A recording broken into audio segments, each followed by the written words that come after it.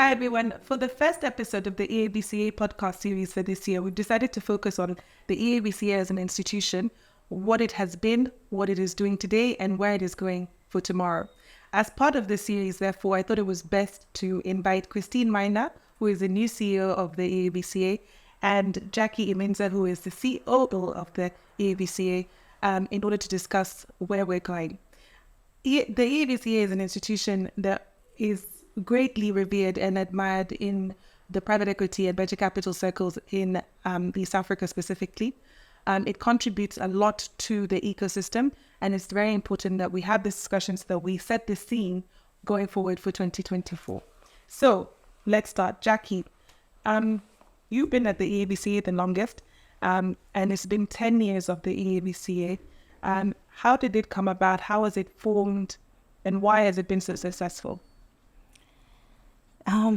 Thank you, Njeri, and for that very kind introduction of what EAVCA is and what we are doing, more or less what we've been trying to achieve over the last 10 years. We just came from celebrating the 10 years of EAVCA's existence in supporting private capital deployment in East Africa, and how the idea of formation for the association came about was during I would say the vintage years of VC, when Africa was just emerging as a hub for venture capital investments. And so there was a lot of conversations happening across the continent, more people talking about West Africa, people talking about South Africa, and there was no one really to talk about East Africa as an investment destination. And so this kind of brought together a few fund managers drawn from the private equity asset class to just join forces and come up with the industry body for the East African ecosystem. Their main objective in forming this association was to be able to have someone to tell the East African story and put East Africa on the map, considering the amount of opportunities it presented to the industry back then. And so, that was the motivation behind it. One was to bring the industry together, to be able to speak in one voice, advocate for East Africa as an investment destination, and generally just promoting businesses across the region. Well, I think it's definitely done that very successfully, and we can see with the number and the numbers, the membership. How has it grown from the inception to now? It's really exciting to see, and more so at this point, because we started with 7 founding members, and these were all private equity companies. So there was Abraj, there was Catalyst, there was Centum, there was Fanisi, there was TBL Mira Fund among the founding members, as well as Africa Invest. So over the years, we have grown from just having 7 founding members who are basically more or less domiciled in Nairobi to expanding our membership across East Africa. We've grown to over 130 members as of 2024. And so this represents a diversity of members across the 5 different markets that we serve in East Africa. So that's really exciting to see. We've also grown to include key industry service providers such as yourselves, with CDH being a very good partner of EAVCA. No one needs to say that. It's not being paid. Yeah, so that's what our membership incorporates right now, from private equity funds to having venture capital funds, and just expanding that scope and mandate to also having key service providers in the space. Yeah. I mean, I'm looking to you more than Christine, because Christine has literally arrived yesterday. But what has been one of the the significant achievements that you can point to say EAVCA is a success story for East Africa? Oh, wow. So this is giving me a chance to take credit for all the work that has been done prior to my time. I'll take that with pride. I mean, I think there's a lot that has been achieved by the association, just looking back at our advocacy efforts on the intelligence front, and even just events and network facilitation. So if I can point to some of the wins we've had in advocacy over the years, and I'll start with Ethiopia, was being able to achieve the exemption of CGT on follow-on investments. If you look at Kenya, what has been done, one, I'd point to participating in just review of the legislative frameworks, being able to advocate for the pension funds industry by changing the RBA regulation. This is the Retirement Benefits Authority, to allow private equity. I mean, to allow pension funds to invest in private equity. Yeah. That also was followed by the subsequent launch of the PE investing toolkit by EAVCA, and it was done in partnership with IFC. So this basically, it's a guide that provides key insights to pension funds to be able to assess private equity as an alternative asset, and also just being able to build their confidence in investing in private equity. We've also been able to achieve, in terms of influencing policy and regulations, just being able to remove the double filing requirements for Kenya and COMESA. This was done in 2018. And beyond that, we are also actively involved with key partners in Uganda, including the Capital Markets Authority. This is through our Ugandan office, which is also one of our greatest achievements today, because we started in Nairobi and now we do have a physical presence in Kampala, the EAVCA chapter of the Ugandan chapter of EAVCA. It's been in operation now for 3 years. And one of that I didn't even know about. So yeah, it's been in operation now for 3 years. It's growing in membership. We started with 0. Now we are counting more than 30 members who are present in Uganda. And their notable contribution to the ecosystem is being able to lobby for review of the legislative framework as well in Uganda at a country level, and especially focusing on local domiciliation of funds, which is also driving LP interest in wanting to invest in onshore structures. I mean, those are very significant achievements. And I think anyone in the private equity and venture capital space will recognize the changes that have taken place over the last 10 years. So I think that's great. Personally, for you, what has, in the last 2 years that you've been at EAVCA, what has been your highlight? Apart from the contest last year, which was very well run. Wow, where do I begin? I'd say at a personal level, when I came in, I came from a VC background, and so I got into the association without, having a detailed understanding of how private equity works. And encouraging for me was being able to just learn that I was not the only one, and there's been that divide for a very long time between the two asset classes, which is venture capital and private equity. They are very interconnected, but I think they have been operating independently, which has been posing a challenge on startups who want to transition from VC funding to private equity funding.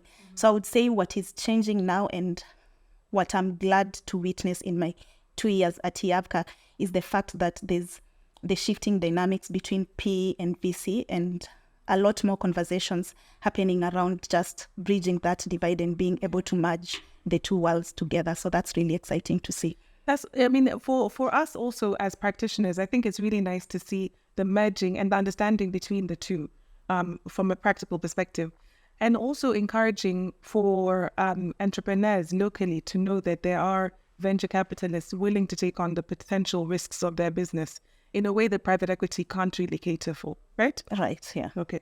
Turning now to today, and before that, we need to thank everyone else who has come before us. So who are we thanking? Eva? Eva, who's the immediate former CEO. Eva Warigia. We also need to pay tribute to Noni Babbage as the founding CEO of the association. We have Esther Ndeti, who's played a key role, and these are all great women who are still very influential in the financial space and still driving conversations around investing in East Africa and unlocking opportunities for businesses locally. Yeah, and I think Eva, Noni, Esther, all leaving a very great legacy for us to build on, and for you guys to build on. More like setting the bar too high. Turning to today, we are now with Christine Maina. Christine, you have just joined in November 2023 as the CEO of the EAVCA. First of all, tell us about yourself, because I think we only saw you at the conference and it was like, welcome, Christine, and we don't know who you are. So can you tell us a bit about yourself? Yes, the first introduction was at the gala. Yeah, the gala. It wasn't conference, gala, yeah. And it's in November. So my name's Christine Maina, and Christine Maina is a mother, a God-fearing leader, an entrepreneur, and basically that. I would also consider myself on the as a dominance, influence, on the personality type. Oh, dominant. Is a DR. Dominant Yeah. type. Yeah. Yeah. But I've become a bit more humble having joined the EAVCA, and I'll tell you why. Okay. So yeah, but basically that's just me. Very ambitious, driven, result oriented. I am passionate about entrepreneurs and entrepreneurship, and especially the growth and support of MSME in Africa. And this being in EAVCA gives me that opportunity. Yeah. So what was your previous career? How did you land at the EAVCA? So previous to EAVCA, I was at the DRC Kenya Chamber of Commerce, where we were promoting trade between Kenya and the DRC and assisting businesses from both sides of the countries to either set up and assisting them with opportunities in the whichever sector that it was. So we did a lot of sensitization. So I'm coming from a trade background, and coming to EAVCA, Jackie said that when she came in, she had a VC background. I had none. No VC, no PE background. But I find that as an exciting challenge, if you ask me, like to push boundaries for myself over the years. So I'm finding it very exciting and a lot of learnings actually in this industry. I think I knew very little about the industry. Yeah. And that's one of the things I think we should do now, just try and look at the success stories of the PE and VC and the work that's just being done. Yeah. I think you're right. There's a lot of learning to be done, even from a technical perspective. And I know you guys run, technical assistance training, which we do on a yearly basis, which is really good. But I think what you bring to the table is your skills and knowledge of how to negotiate with different parties on a country level that can then be interpreted into this space. And I think that could be very useful to you, right? Yeah, sure. And especially on advocacy. I mean, when I look at my roles in my previous job, they pretty much are the same as my roles in the EAVCA, being that it was a chamber and association. You're meant to, represent the industry in matters of lobbying and advocating with government, like you said, negotiating for trade, involving regulators, and also a lot of training, capacity building for the members, membership engagement, finding if you're giving value to your members or not. So actually, my roles are very similar. What's just different is the industry. And I believe for a good leader, if you're a good leader, you can practically fit anywhere. All you have to do is just learn the technicalities, be able to have a good team that knows what they're meant to do, because I don't believe you can know everything. But like I said, it's a good challenge. Yeah. Yeah. But if you look at the board of the EAVCA, which I know, some of them, we've spoken to before, they are the top, they are the top class of the PE industry and VC industry in the East African space. So they have a lot of, people like Comet, people like Getha, people like Saskia, Sapna. They have a lot of information to give you on the market itself. And it's then translating that into how to make sure that you're getting your message across to the public, right? Exactly. What advice have they given you? Yeah, so I think one of them actually told me, from my concern of not knowing a lot more about the technical part of the industry, is that, we use a lot of jargons. So specifically, someone just said, don't worry about the acronyms, jargons. Yeah. And I told myself, there's no pressure. We get to learn along the way. And he just told me simply, PE, just take a company, invest in it, and then grow it, and then sell it. That's simply what we do. That is the basics. Basically what we do. So there's a lot of details that go into that, but basically that's just what they do. And so this reminded me about my journey as an entrepreneur.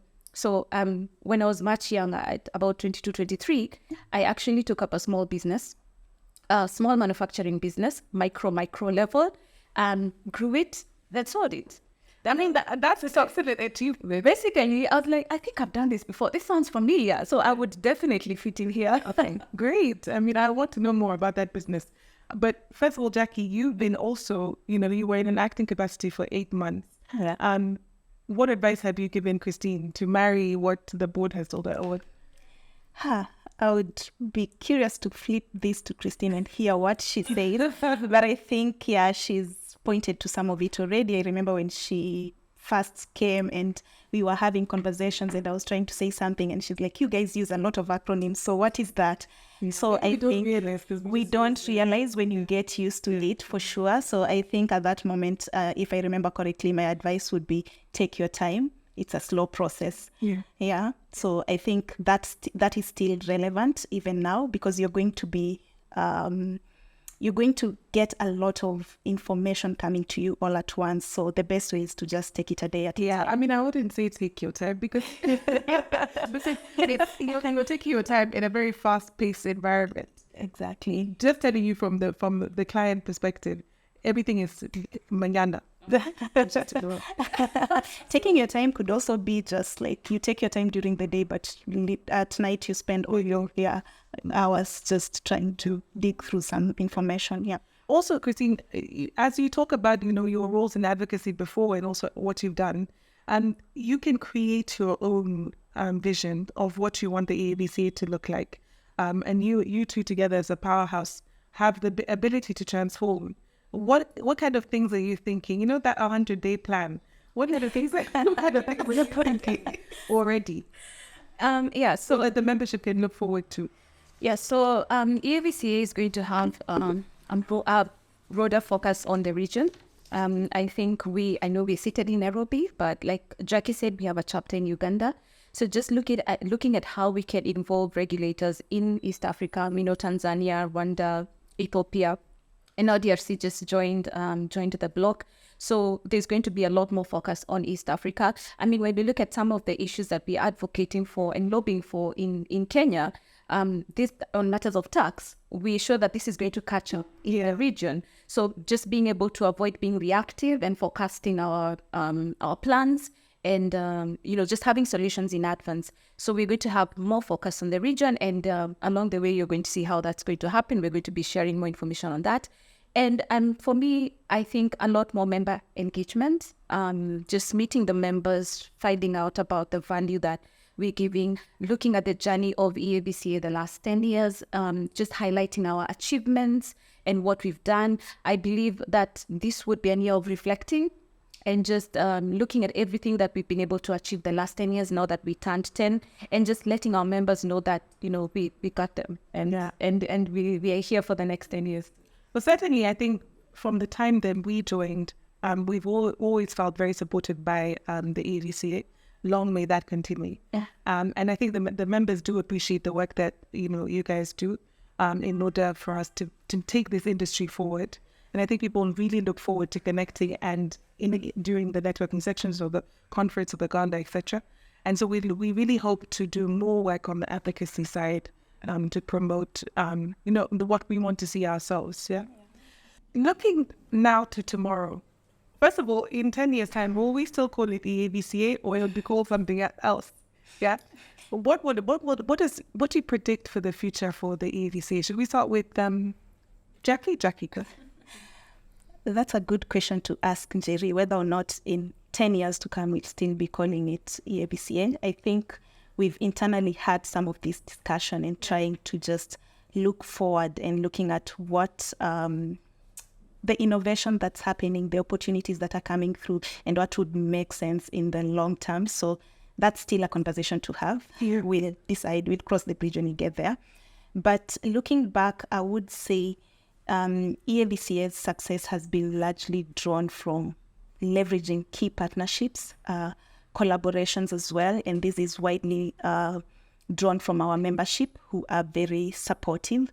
So what we are going to see in the next 10 years is a lot more emphasis on sustainable investments, sustainable growth. We've all seen how the industry dynamics have been shifting, especially in the last couple of years. So more emphasis on that, of course, and Christine had already alluded to this, that we are going to have expanded engagement from EAVCA across the region. We started with the creation, or rather the establishment of the Uganda chapter, which has a physical presence in the country. And so our goal going forward is to be able to expand our physical presence as well as engagement across these countries. So we are going to be looking more and working more closely with key stakeholders in each countries. Currently, there's a lot of developments, new trends happening, especially in the tax environment. And so what we are doing now is going back to our, again, leveraging collaborations and partnerships, going back to our members who are thought leaders and inviting them to be part of this journey. So as currently, as of this year, we are going to have a lot more conversations going on around advocacy, a lot of lobbying, just to be able to promote the industry and to retain the attractiveness of the region as an investment destination. So we have established a working group that's going to be helping us to steer conversations with key regulators, working with governments, and just so that we are able to, support our members and the kind of work that they do in capital deployment. So that is one. Two, I think the other thing that we are going to see is building more on intelligence, just being able to provide a lot more analysis and data on the nuances of the private capital ecosystem. We started doing this last year when we did the evolution of private capital in East Africa, which was a report that was launched during the conference. So our goal now is to keep building on that, work a lot more on showcasing sector-specific opportunities, country-specific challenges and opportunities. And again, this is going to be what forms our maybe short-term, but also long-term strategic focus. Yeah. I mean, the other thing that I really like, Christine, and this is for your knowledge, is when we're at the conference, we always display, or you guys always display entrepreneurs who have been assisted in building their portfolio company or their companies in different regions. So, for example, last year we had that, what was her name, the lady from Uganda, Queen Africa. I mean, that was fantastic as a demonstration of what private capital can do in this region. What do you need from us as a membership in order for you to guys take it forward? I think first I'll add to what Jackie was saying and say that more of the activities you're also going to be seeing this year is the GP LP conversations. Okay.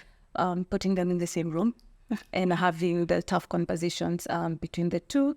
I think, like I said, looking at this year where we need to reflect and look at performance and look at impact. And I think there's been a narrative of that and especially even for me when I think coming from outside and coming in. So my first perception was that, people are losing a lot of money. But when you look at the impact, over time and having conversations with Jackie, when you look at the impact that's coming from the industry, I think that's one of the things that's not being showcased, just like what you said. It was interesting to see the lady who was able to talk about her story at the conference. So having those conversations with GP and LP and also highlighting, like I said, the achievements that we've had over the years. Yeah. Also, venture capital is a growing area, specifically in Kenya. I think even your report, INM Birdbridge's report, highlighted that venture capital is a growing trend for East Africa and for Kenya. That venture capital is capital that is not yet been tested to say the entrepreneur is new in the industry, they're taking a risk on it. What is the eventual outcome for that entrepreneur? How do we bolster that energy for venture capital in this region and make sure that we're taking advantage of it? I think the first step would be just ensuring that the business environment is friendly to any investor who's coming in. And so that goes back to what I was saying before on advocacy, lobbying. What is the tax frame? What are the tax framework? How does the legal and regulatory framework of each country look like? And narrowing it down to see how different changes affect capital deployment or uptake of transactions.